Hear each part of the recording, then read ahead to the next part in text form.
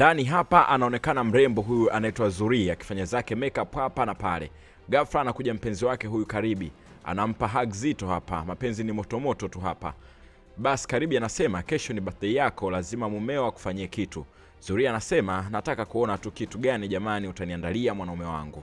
Basi hii kesho tena Karibi anasema mke wangu nisamee sana, nimeshindwa kuandaa jambo kwa ajili ya birthday yako. Basi Zuri akasema hakuna shida mume wangu, mimi kikubwa tu unatambua kuwa ni birthday yangu na hata tukitoka dina tu inatosha. Basi Karibi akasema sawa mke wangu, nakupenda ulivyomuelewa na unanisikiliza. Jioni hiyo amejiandaa kutoka dina. Karibi akatangulia sebleni. Kumbe bana huku alikuwa ameshaandaa mambo, anamfanyia surprise mke wake Zuri. Akamuita kuwa awahi. Zuri anashuka tu, anashangaa mambo mazuri na kundi la watu linaibuka pale na kelele za kumtakia kheri ya kuzaliwa. Basi ni kuimba tu mle ndani. Zuri haamini kama Karibi alikuwa ameandaa jambo na wafanyakazi wenzake wa ofisini wamekuja hapa nyumbani kwa ajili ya kumsindikiza na kumuish birthday mpenzi wake huyu.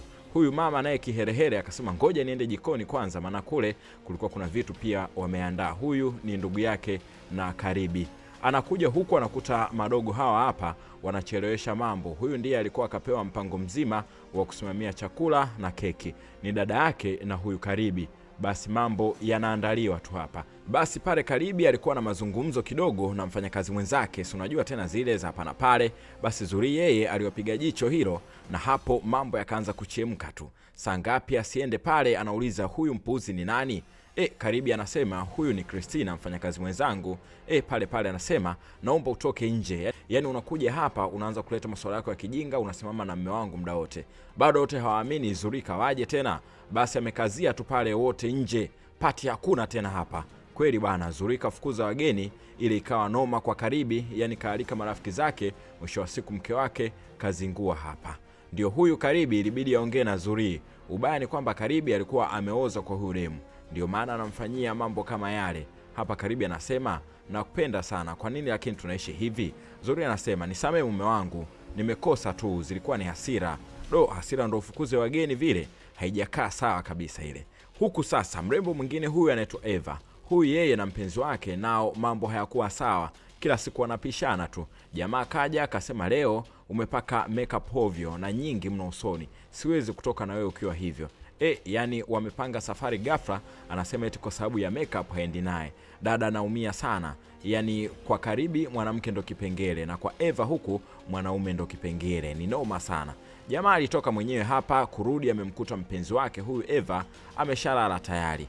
Jamaa kama kawaida yake amewaka, hajali chochote, anataka kupasha tu pale. Eva basi anakaza, anasema hayupo sawa, amechoka. Jamaa anasema kwa nini umekuwa hivyo? Hujui hii ni haki yangu? Eva anasema hatujaoana bado, kwa hiyo huwezi kusema ni haki yako. Eva saa ngapi asitoke kitandani? Anasema nimekuacha basi la mwenyewe hapo. Basi jamaa pale ni makelele tu na mwanamke wake huyu wanabishana hatari.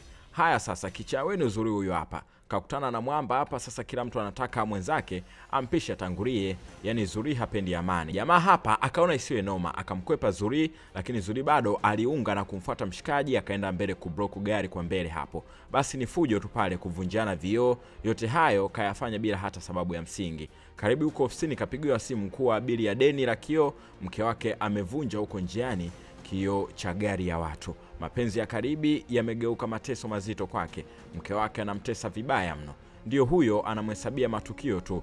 Anasema mangapi unafanya na kusamee? Kwa nini unakuwa mtu usiye na busara hata kidogo? Kule ulileta fujo kwenye pati. Leo tena mtu humjui barabarani mnavunjiana mpaka kioo cha gari. Zuri akifanya kosa bado atajiliza tu na utamuonea huruma. Hicho ndicho kinamponza mwamba Karibi, kwani alikuwa anamsamehe siku zote. Basi mwamba alirudi ofisini, lakini ana mawazo kweli. Mke wake Zuri anampasua kichwa hapa.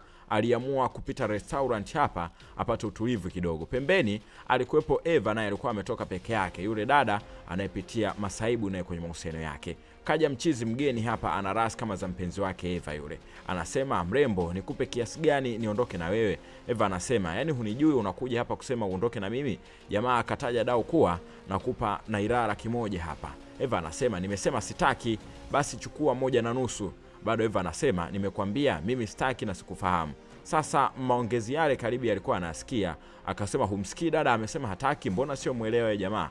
Jamaa akasema siongei na wewe. Basi mabishano kidogo, jamaa akaona isiwe shida, akaondoka hapo. Eva sasa akasema wewe kaka, mbona kama sura yako sio ngeni? Akamwambia Karibi hapa. Karibi anasema tunafanya kazi jengo moja, mimi nipo floor ya kwanza. Eva akasema mimi naitwa Eva hapa, mimi nipo floor ya juu. Naye pale akasema naitwa Karibi. Basi wakakaribishana pale, ikaishia hapo kwa leo. Huku Zuri sasa kalala, anasubiri Karibi arudi. Mwamba sasa anaamua kuchelewa nyumbani ili ajitafutie furaha kidogo nje, maana nyumbani kila siku ni kesi mpya. Akiwahi anakuta mke wake ana visa vipya. Zuri mwenyewe kashangaa kuona mabadiliko ya Mwamba hapa. Ilibidi wakae hapa kwanza mambo kabla hayajaanza kuchemka. Zuri anasema nina jambo la kuongea. Karibi anasema nafikiri ni wakati wetu kuanzisha familia sasa. Karibi anashangaa, unamaanisha tupate mtoto? Zuri anasema ndio. Basi Karibi anashangaa, mbona binti kabadilika sana? Akasema umewaza vyema na jambo muhimu kwa sasa. Muda wote tukiwa tunawaza haya tungekuwa mbali, tungetengeneza familia. Hata kesho hapa mchana anatoka anaulizwa unaondoka tu bila kupata lunchi? Karibi anashangaa, umeandaa lunch? Zuri anasema ndio, nataka niwe na kuandalia mambo mazuri mume wangu.